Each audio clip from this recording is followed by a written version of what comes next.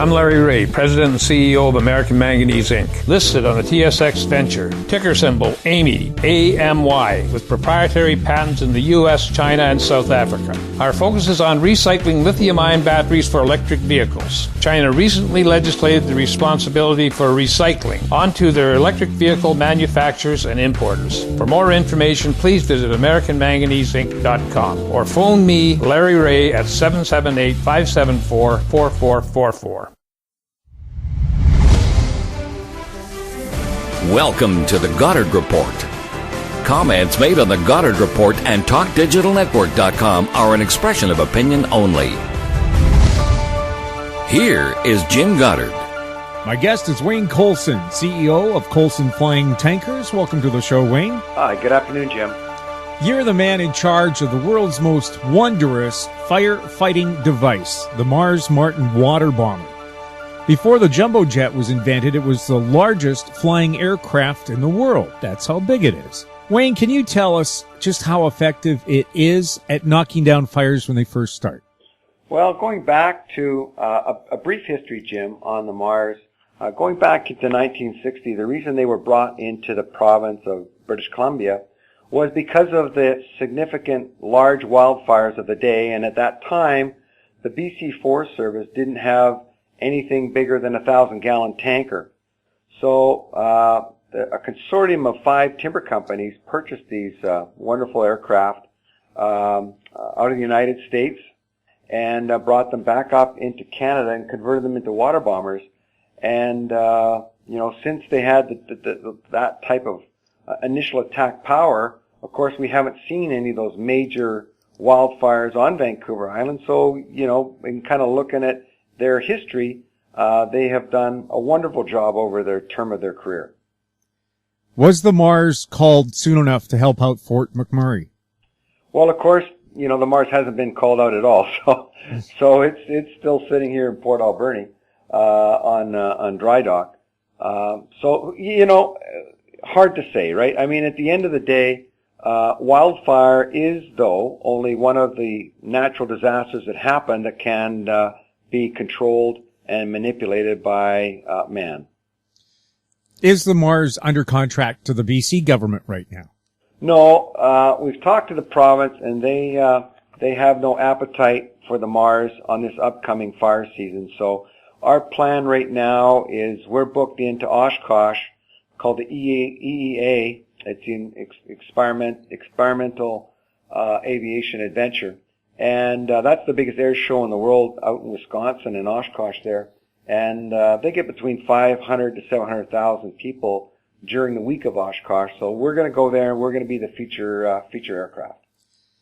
I know that when governments do ask for it, so often it is too late. How much fire can it put out at one time? Well, just to give people an idea, our drop pattern is roughly 4 acres.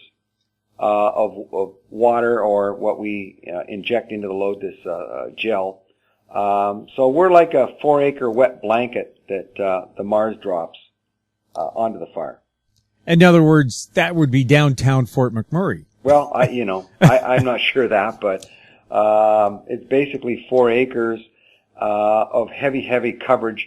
And the airplane, the water that flows from the belly of that aircraft drops at 2,200 gallons a second. So that is, its discharge in 1 second is higher than most other firefighting aircraft in a whole drop.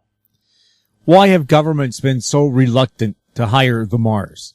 It's age, and we've been through many boards, and it's not just BC or other Canadian provinces, it's also in the U.S. as well. I mean, it's a 70-year-old aircraft. And although from our perspective, it is very, very unique in the sense that it doesn't have landing gear, so it doesn't have the same stress loads on the airframe that a traditional airplane would have as we know it. It's been operating long before we operated with it, strain gauges and accelerometers into the airframe, which was state-of-the-art. And as most recent as 2012, people have just started putting strain gauges in these firefighting aircraft so you can get a reading of what the airframe is flexing when you're doing these drops. Well, the Mars have had that. We're going on 20 years now. So the company that owned it before us, Forest Industrial Flying Tankers, they did a wonderful job on tracking the stresses and the strains in that aircraft, and they've known it so well. So I think if people stood back and from a safety perspective, and it's one thing in aviation, either it's safe or it's unsafe. And I think for the most part, the agencies just want to move on to newer aircraft, and they're the ones with the final say, and industry just reacts to what the customer wants. Well, if age was everything, the B-52 bomber would be sitting on the ground, but they plan to run those things past 100 years.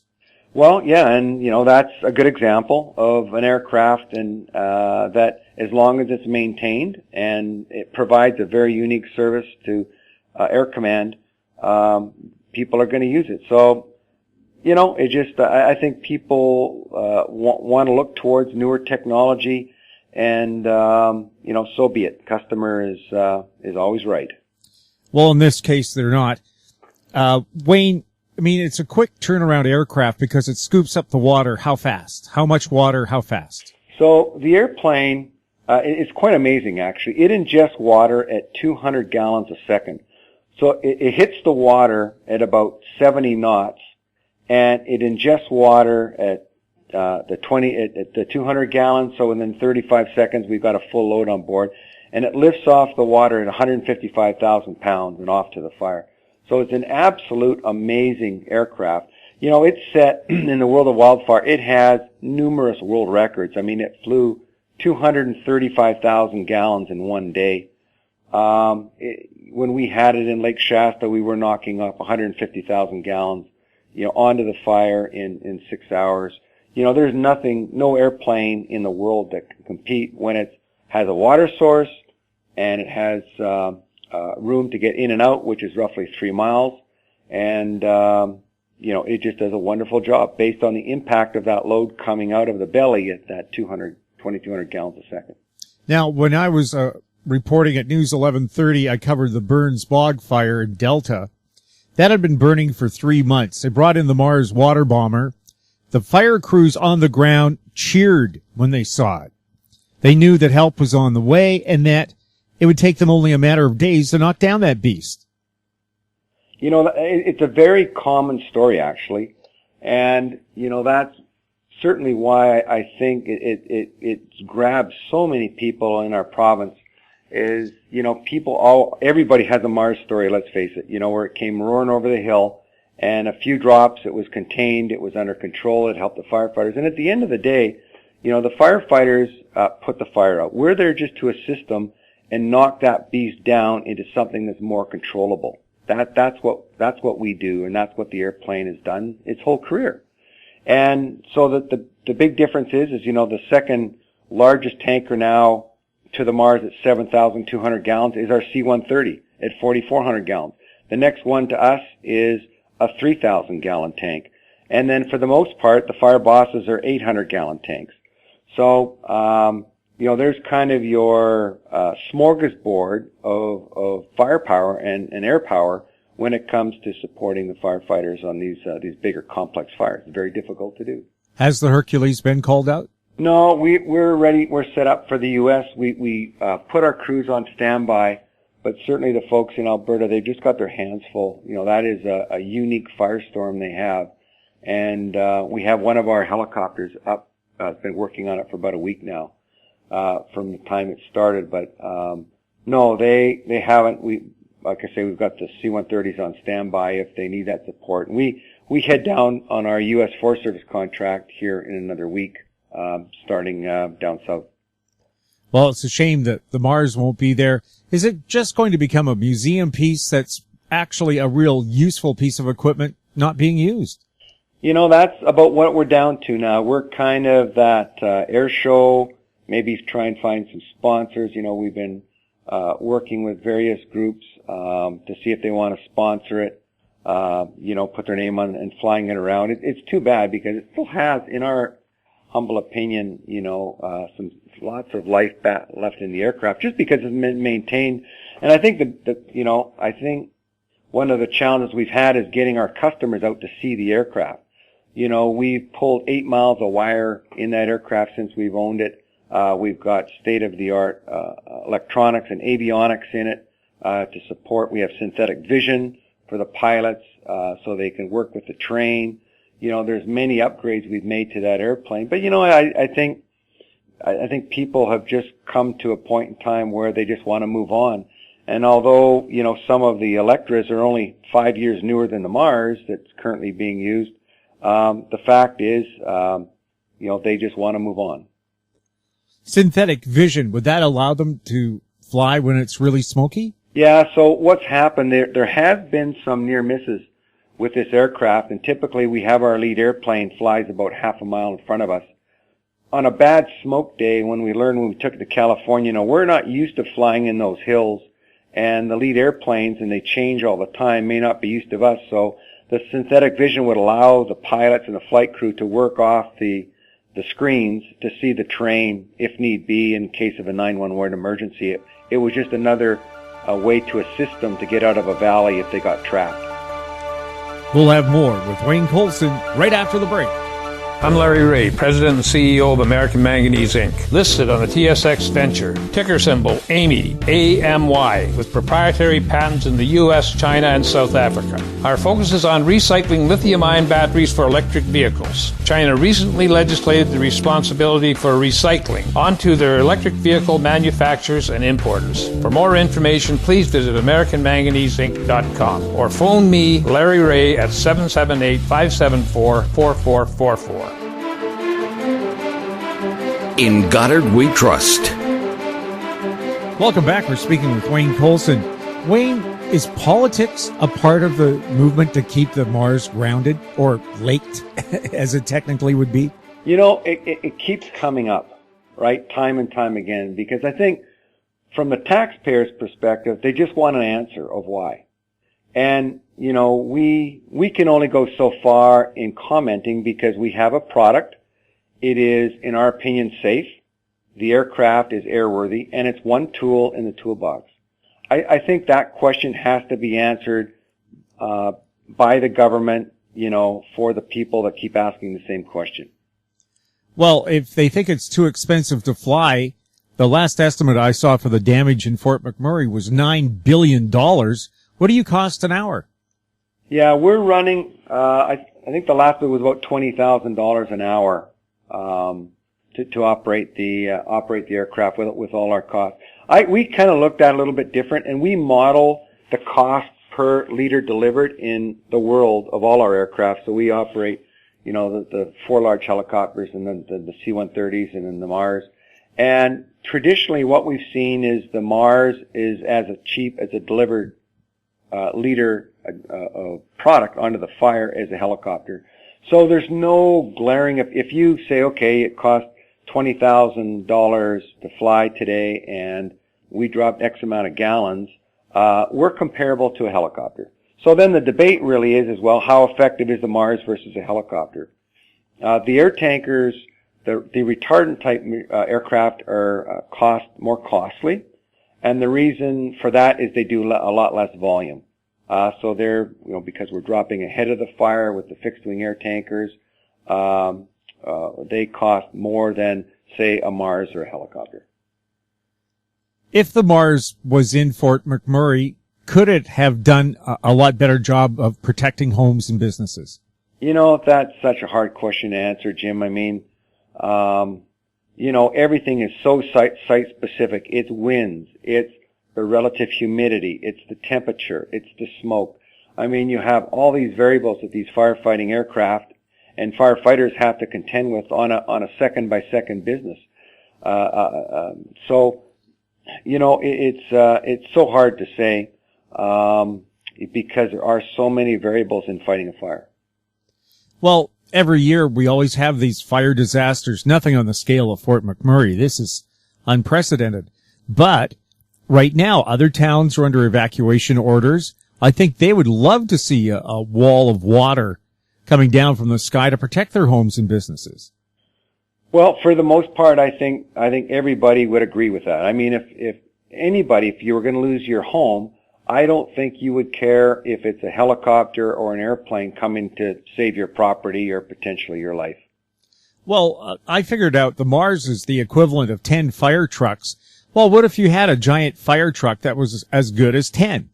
Would you mind if that showed up at your house if it was on fire? Yeah, I mean, that's just for the public to, right? I mean, we just happen to have the largest fighting water scooper aircraft in the world. And, there's more than one province that don't see a need for it, at this time. And I think, everybody's afraid potentially of an incident. And, but I think it stops there. I don't think there's any other reason why you wouldn't want an aircraft of this size or stature, given these big wildfire phenomenons that we're seeing now, unless it was to do with a fear, right? A fear they have of the aircraft. Well, Hal Fishman, the late Hal Fishman, was an anchor on KTLA television. He also was a pilot. He set a number of world records for private pilots. And it wasn't until he did an editorial about how California needed Canada's super scoopers to come down and put out the Santa Ana wind-caused fires that were devastating hundreds of homes, that they actually flew our products down there and fought those fires successfully. Do we need to have somebody do a rant on TV to get the world's best firefighting aircraft on scene? I don't know what the solution is. I mean, I'm certainly seeing the firefighting community move towards technology. So, getting better fire intelligence, understanding, that firestorm better to better equip ourselves with solutions. I'm certainly seeing at lots of these firefighting conferences around the world, drones, they're coming in, and these Intel, technology to support these incident command teams. It still doesn't get us to the answer of what's the best tool in the toolbox for the fire. I mean, obviously, every fire that starts can be put out in the first hour, right? So it's what happens once you get to hour 2 and 3 where that fire starts to burn, based on the fuel, the temperature, the relative humidity that drives that fire into something unmanageable. So really, as a multi-billion-dollar industry worldwide, these discussions are going on, every day in every boardroom about how do we corral this fire once it becomes unmanageable, and then why did it become unmanageable, and what can we do to mitigate it next time. Wayne, do you feel frustrated that people aren't asking for the Mars? Not really. I mean, we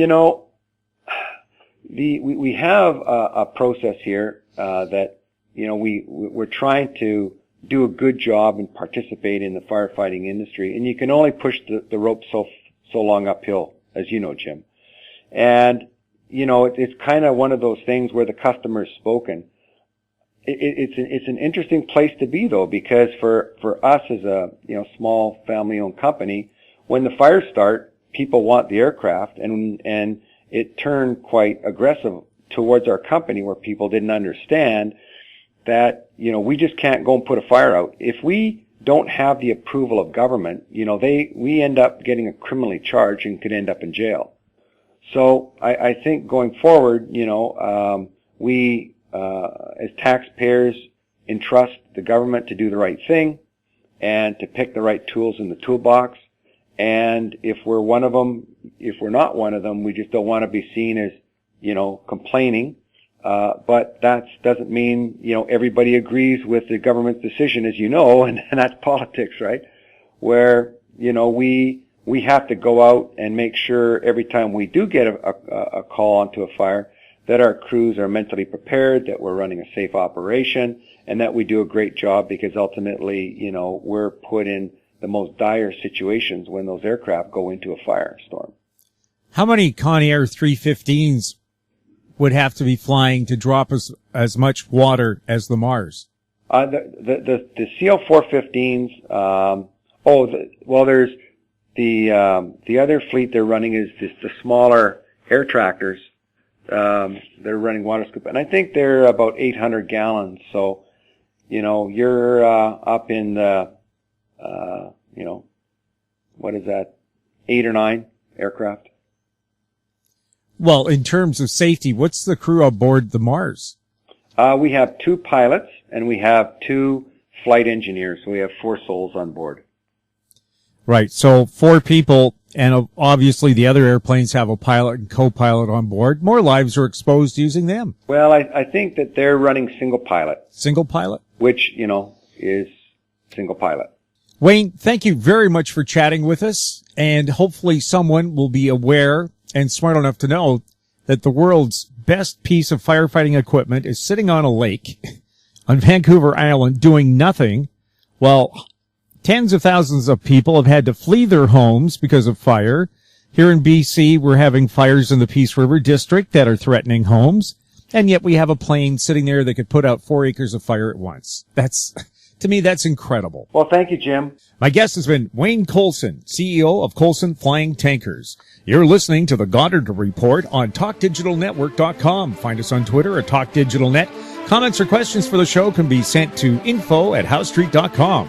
I'm Jim Goddard. Thanks for listening. Comments made on the Goddard Report and TalkDigitalNetwork.com are an expression of opinion only. The Goddard Report is available online and mobile at TalkDigitalNetwork.com. The Goddard Report is a production of How Street Media Incorporated.